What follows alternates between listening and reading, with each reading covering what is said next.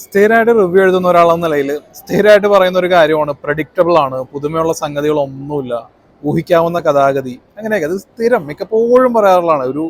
ഈ വർഷമാണെന്നുണ്ടെങ്കിൽ ഇത് 181 സിനിമയാണ് ഞാൻ തിയേറ്ററിൽ കാണുന്നത്. അതിൽ ചില സിനിമകൾ കൂടുതലൊക്കെ കണ്ടിട്ടുണ്ട്, 3-4 പ്രാവശ്യമൊക്കെ.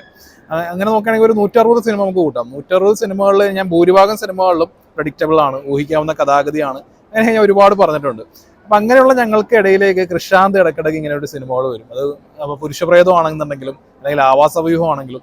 അപ്പോൾ നമ്മൾ ഈ ശീലിച്ചിട്ടുള്ള കണ്ടംപററി ആയിട്ടുള്ള ഒരു സംഭവങ്ങളും ഇല്ലാത്ത ഒരു കിഡിലൻ സിനിമാറ്റിക് എക്സ്പീരിയൻസ് ആയിരിക്കും പുള്ളിയുടെ പടങ്ങൾ. Personally I'm a fan, കൃഷാന്തിന്റെ സിനിമകളുടെ ഒരു ഫാനാണ്. അപ്പോൾ ഇന്ന് സംഘർഷഘടന കണ്ടു കഴിഞ്ഞപ്പോൾ എനിക്ക് പറയാനുള്ളതെന്ന് വെച്ചിട്ടുണ്ടെങ്കിൽ ഇതും അതുപോലുള്ള ഒരു കൃഷാന്തിന്റെ ഒരു സിഗ്നേച്ചർ സ്റ്റൈലുള്ള ഒരു നല്ല തിയേറ്ററിക്കൽ എക്സ്പീരിയൻസ് കിട്ടിയ ഒരു സിനിമയാണ്. And it's A gangster film. ഇതൊരു ആക്ഷൻ സിനിമയാണ്, പക്ഷേ വേറെ കുറച്ച് സംഗതികളൊക്കെ പടത്തിലുണ്ട്. ഞാൻ ഡീറ്റെയിൽ ആയിട്ട് ഞാൻ പറയാം. അപ്പോൾ ഈ സിനിമയുടെ വൺ ലൈൻ നോക്കുകയാണെന്നുണ്ടെങ്കിൽ ഒരു കൊച്ചിയിലെ ഒരു മുട്ടൻ കൊട്ടേഷൻ ടീം ആയിരുന്ന കൊടമഴ സുനി എന്ന് പറയുന്ന ഒരു ക്യാരക്ടർ ഉണ്ട്. പുള്ളിക്കാരൻ ഇപ്പോൾ എല്ലാം നിർത്തി കുറച്ച് റിയൽ എസ്റ്റേറ്റ് ബിസിനസ്സും കാര്യങ്ങളൊക്കെ ആയിട്ട് ഇങ്ങനെ സെറ്റിലായിട്ട് കഴിയുകയാണ്. അപ്പോഴാണ് ഇദ്ദേഹത്തിൻ്റെ കൂട്ടാളികളുണ്ട്, ഓരോരുത്തരായിട്ട് കൊല്ലപ്പെടുന്നു. അപ്പോൾ ആരാണ് ഈ കൂട്ടാളികളെയൊക്കെ കൊല്ലുന്നത് എന്നുള്ളതൊന്നും ആർക്കും അറിയില്ല. സുനിക്ക് ഒരു ഐഡിയയും കിട്ടുന്നില്ല. അപ്പോൾ എല്ലാവരും മരിച്ചു, ഇനി സുനി മാത്രമേ ബാക്കിയുള്ളൂ. അപ്പോൾ ഈ നഗരത്തിൽ നടക്കുന്ന ഈ ഒരു കൂട്ടക്കൊലയില്ലേ, കൂട്ടക്കൊല പോലീസിനും ഒരു തലവേദനയാണ്. അപ്പോൾ സുനിയുടെ ഭാഗത്തു നിന്നും പിന്നെ ഒരു പോലീസ് അന്വേഷണവും കാര്യങ്ങളൊക്കെ ആയിട്ട് മോണോലോഗുകൾ, നല്ല രസകരമായ മോണോലോഗുകൾ നിറഞ്ഞിട്ടുള്ള ഒരുപാട് ചിരിക്കാനുള്ള നല്ല കിടിലൻ കൗണ്ടേഴ്സൊക്കെ ഉള്ളൊരു സിനിമയും കൂടിയാണ് ഈ പറയുന്ന സംഘർഷഘടന.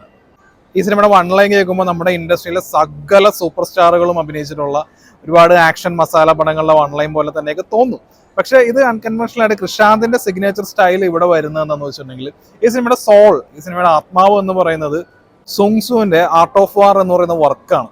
അപ്പോൾ ആ ഒരു ചൈനീസ് ആ ഒരു രീതിയിലുള്ള ഒരു ബാക്ക്ഗ്രൗണ്ട് മ്യൂസിക്, പിന്നെ അതിന്റെ ഈ പറയുന്ന ആർട്ട് ഓഫ് വാർ എന്നുള്ള വർക്ക്, അതിന്റെ കുറച്ച് ഡയലോഗ്സ് എന്നല്ല, അതിന്റെ കുറച്ച് വചനങ്ങൾ, ആ ഒരു വാചകങ്ങളും കാര്യങ്ങളൊക്കെ ഇടയ്ക്കിടയ്ക്ക് വരും. അത് ഈ നമ്മുടെ ഈ കണ്ടംപററി പൊളിറ്റിക്സ് ആയിട്ടുള്ള, അതായത് ഇപ്പോൾ നമ്മുടെ ഈ ചരിത്രത്തിൽ ഇതുവരെ നടന്നതും ഇപ്പോൾ നടന്നുകൊണ്ടിരിക്കുമ്പോൾ ഒരുപാട് യുദ്ധങ്ങളെയൊക്കെ കണക്ട് ചെയ്തിട്ടുള്ള ആ രീതിയിലുള്ള ഒരു ആഖ്യാനമാണ്. അപ്പോൾ ഇതിന്റെ ക്യാമറ ആംഗിൾ എന്ന് പറയുന്നത് നമ്മൾ അധികം കണ്ട് ശീലിച്ചിട്ടില്ലാത്തതാണ്. പിന്നെ കൃഷാന്തിന്റെ സ്റ്റൈൽ ഓഫ് ഒരു കളർ ഗ്രേഡിങ്, ആ ഒരു ലൈറ്റ്സിന്റെ ആയിട്ടുള്ള ആ ഒരു സംഭവങ്ങൾ നമ്മൾ ഓൾറെഡി പുരുഷപ്രേതത്തിലൊക്കെ കണ്ടതുപോലുള്ള ആ രീതിയിലുള്ള ലൈറ്റിങ്സും കാര്യങ്ങളും, പിന്നെ BGM ഇതിന്റെ എടുത്ത് പറയേണ്ടതാണ്. അങ്ങനെ നമ്മൾ ഇതുവരെ കണ്ടില്ലാത്ത ഒരു ഫ്രഷ് ഫീലാണ് ആക്ച്വലി ഈ സിനിമ നമുക്ക് നൽകുന്നത്.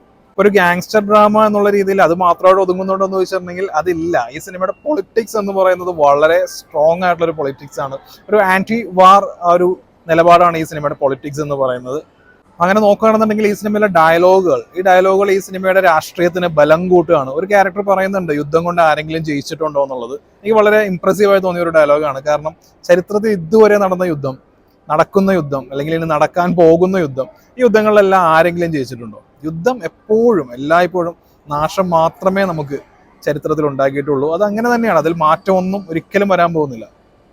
തൊട്ടാൽ പൊള്ളുന്ന വിഷയമാണ്, പക്ഷേ അത് വളരെ സബ്റ്റിലായി വളരെ എഫക്റ്റീവായിട്ടാണ് കൃഷാന്ത് ഇത് സ്ക്രീനിൽ കൊണ്ടുവന്നിരിക്കുന്നത്.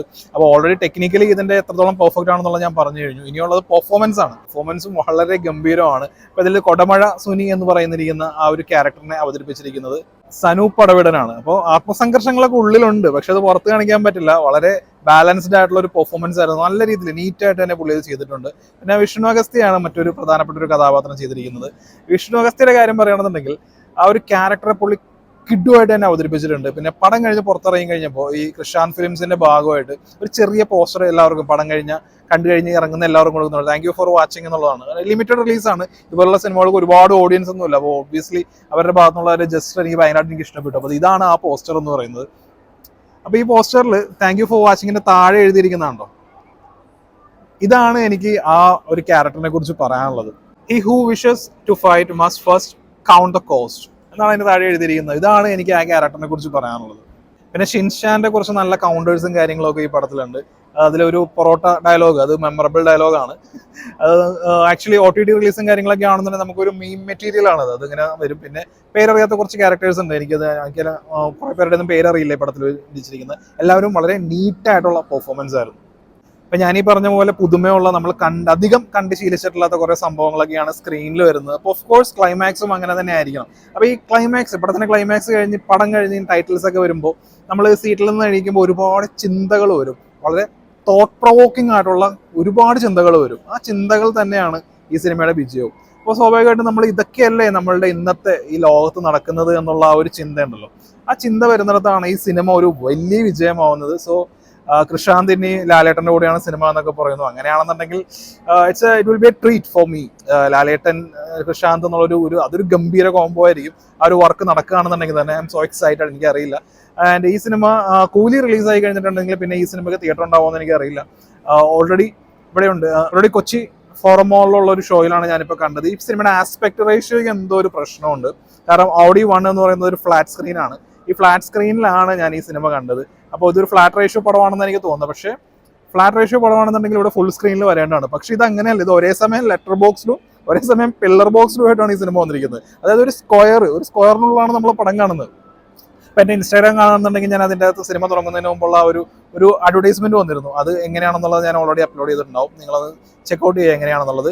ഒരിക്കലും സിനിമയിലെ ഒരു രംഗം, അതിൻ്റെ ടൈറ്റിൽ ആണെങ്കിൽ പോലും എന്താണെങ്കിൽ പോലും അത് വീഡിയോ എടുക്കുന്നതിനെ കുറിച്ചോ അല്ലെങ്കിൽ അത് പബ്ലിഷ് ചെയ്യുന്നതിനെ കുറിച്ചോ എനിക്ക് തീരെ താല്പര്യമില്ല. അപ്പോൾ ഒരു അഡ്വർടൈസ്മെന്റ് ആ രീതിയിൽ തന്നെയാണ് വന്നത്. അപ്പോൾ ഞാൻ ഒരു സംശയം തോന്നി, ഇതെന്താ അഡ്വർടൈസ്മെന്റ് ഇങ്ങനെയാന്ന് വെച്ച് വീഡിയോ എടുത്താണ്. പക്ഷേ സിനിമയും അങ്ങനെ തന്നെയായിരുന്നു. അപ്പോൾ നിങ്ങളൊന്ന് ചെക്കൗട്ട് ചെയ്യുക.